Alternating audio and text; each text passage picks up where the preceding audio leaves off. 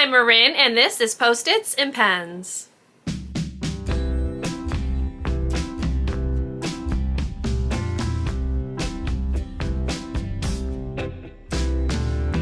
Hello and welcome to or welcome back to my channel. My name is Marin, and here you will find a little beauty, a little books, and a little teaching content. So if that sounds like something you might enjoy, I would love for you to subscribe and stick around and join me in my little corner of YouTube.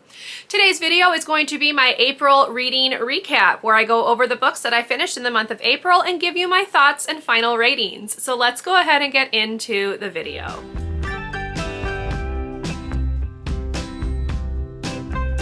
To start off, let's just address the elephant in the room. I did not do any vlogging, reading vlogging, over the month of April, and that is because I did not do much reading over the month of April. So I'm going to start off by talking about the books that I was supposed to read in April that I did not, just to get those out of the way, and then we'll talk about the ones that I did actually read and go over them. So the first one that I was supposed to read and didn't was The Last Unicorn by Peter S. Beagle. I tried this one in my Try a Chapter video, which I'll link up above, but I just did not have the urge to pick it back up after that at all.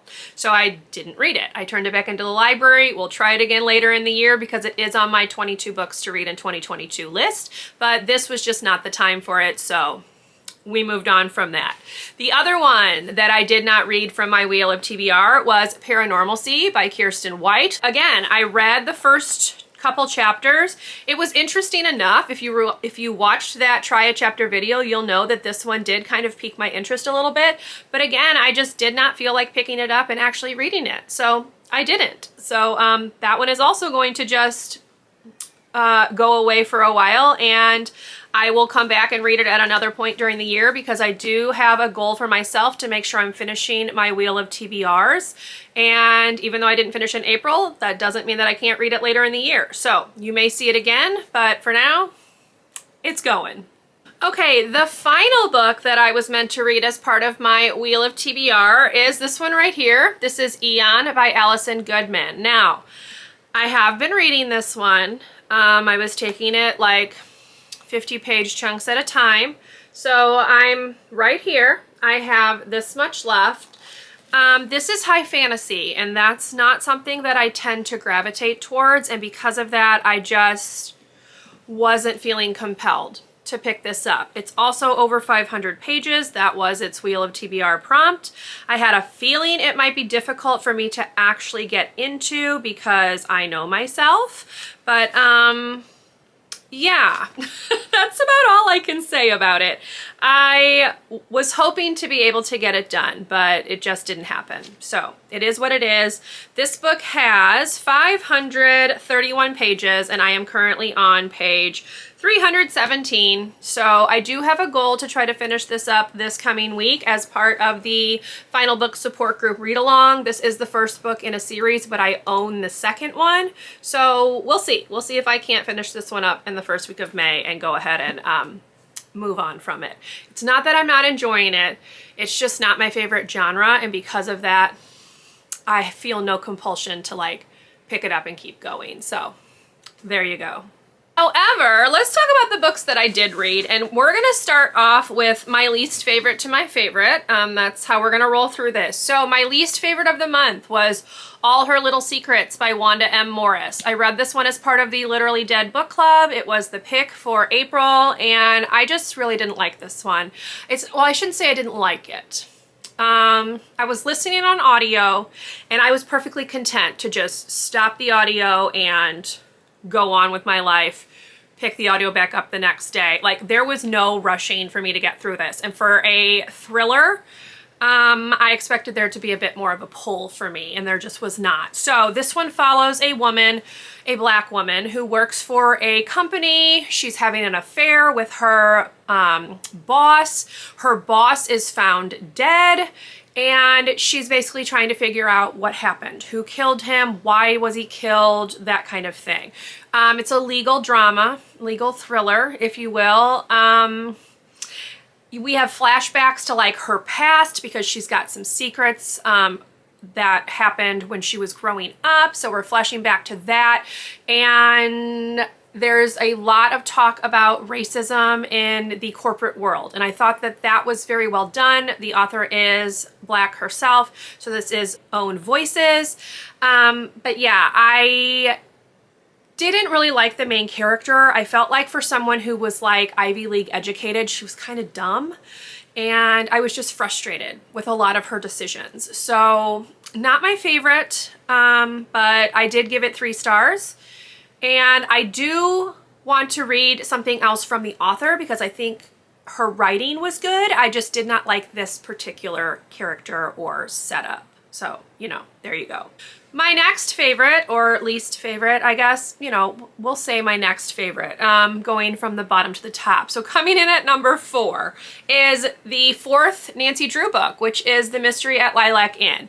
This one was quite complicated for a Nancy Drew book, y'all. There was a lot going on in this story. I was surprised. I still have the same issues that I have with all of these. You know, Nancy is absolutely perfect. She can never do any wrong. She's always like perfectly prepared, which is just not realistic. But the mystery itself was quite well plotted and intriguing. Like, very creative. The writing is still quite basic in its style, but I did really enjoy this one. So I did give this one 3 stars, and it was a lot more enjoyable to read than all her little secrets. So, you know, that's why it's ahead of it. This was the only print book that I read in April, and it was only 180 pages. So there you go. My next favorite, if you will, coming in at number 3 is One Small Thing by Erin Watt. This was my pick for the Buzzwordathon prompt, which was a size term, so small. This book, y'all, it was a bit over the top and a bit unrealistic. It follows a girl named Beth. Her sister was killed by a car, like the car hit her. She'd run out in the middle of the road and the car hit her. And the guy who was driving the car is Chase. And this book follows Beth and Chase's friendship, which turns into more than friendship, and the town's reaction to that because Chase killed Beth's sister. They can't believe that she'd want anything to do with him. He was in jail for killing her sister for like 3 years, and he's back now. There was just a lot in this book that you had to kind of like forgive, I guess. For instance, Chase is 19, but he's back in high school. Beth's sister's ex-boyfriend also is 19 and shows back up to finish his senior year of high school, which is just not something that really happens in real life. Her friends, Beth's friends, were absolutely horrid people. They called Chase things like Manson, like he was a serial killer, when no. It was just over the top. It was completely over the top, which I expect from this duo. Erin Watt is not one person, it's a duo writing team, because I read the Royal series, also a bit over the top, but this one was especially over the top, and I did not like this one as well as the Royal series. This one is written for a younger audience. This is YA, and even though like it was compulsively readable, you definitely had to like ignore a few things that just didn't truly make sense. So I enjoyed it. I gave it 3.5 stars. I do have another one of their YA books on my shelf to read, which is called When It's Real, but I did not like this as well as the Royal series. So, you know, there you go. All right, coming in at number 2 is Boyfriend Material by Alexis Hall. Again, I listened to this on audio, y'all, because I just, you know, that's how my reading went this month. This follows Luke and Oliver. Luke needs a boyfriend to like fix his image a little bit, so he decides to fake date Oliver, and then it turns into not really fake dating. Both of these boys have some serious issues, and that kind of comes out throughout the course of the book. This book was laugh out loud funny. I was listening to the audio and like cracking up laughing at certain parts of it.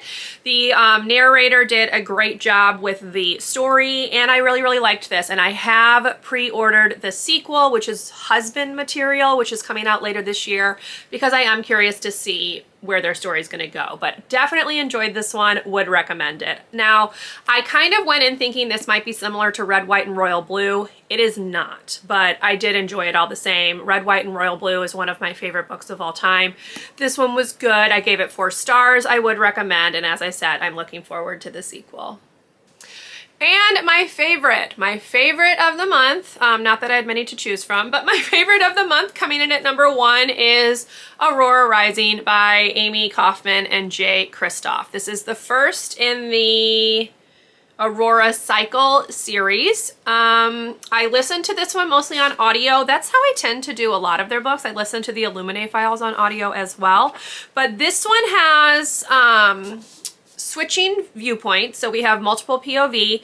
We follow a team of people who went through like an academy to become whatever their job is. So they call them their squad. We have an alpha, a diplomat, a scientist, a gearhead, a warrior, a pilot, and then we have the mystery girl, which is Aurora. That's the girl on the cover. And kind of what happens after they all come together. So it's similar to Illuminae in that we have like a colony that people don't want you to know about. So Aurora is a girl out of time. She was supposed to go to this colony like 200 years before she's found. And everyone in like the upper echelon of the Federation that is running the world is trying to get hold of her for some reason that people can't quite figure out. And the squad decides she's like becomes part of the squad because she's hidden away on their ship, and they're trying to figure out what is going on with her. So that's basically the setup. I'm trying not to spoil things, y'all. So it is similar to Illuminae in that respect. But I feel like the cast of characters in this one is quite different. So I did enjoy this one a lot. I gave it 4 stars. The only reason I didn't give it 5 is because I didn't like it as much as Illuminae. Like all of those books got 5 stars, so I had to like bring this one down a tad. Maybe it's like 4.5, but it is still very, very interesting. I'm very excited to continue the series and see where it's gonna go. I have the other 2 books in the trilogy, and yeah. I'm glad that I finally got to this one because it's been on my shelf for a very long time and it was worth the wait. So, that's it. That's my stack for April, y'all, along with all her little secrets. Not a great reading month, but it is what it is. So I did do my May Wheel of TBR, which I'll link up above. There are some books on that one that I am very, very excited to read. I'm also excited to participate in the Final Book Support Group Readathon. We also have Becca's Bookoplathon 48-hour version coming up later in May that I'm kind of curious and thinking about participating in. So hopefully May will be a better reading month for me, and we can kind of just move on. You can't go backwards, right? Probably can't do worse than I did in the month, but yeah, hopefully this will be a better reading month. But anyway, I hope you enjoyed this video. If you did, please leave me a thumbs up. Consider subscribing to my channel if you would like to see more from me, and I will see you in my next video. Bye, everyone.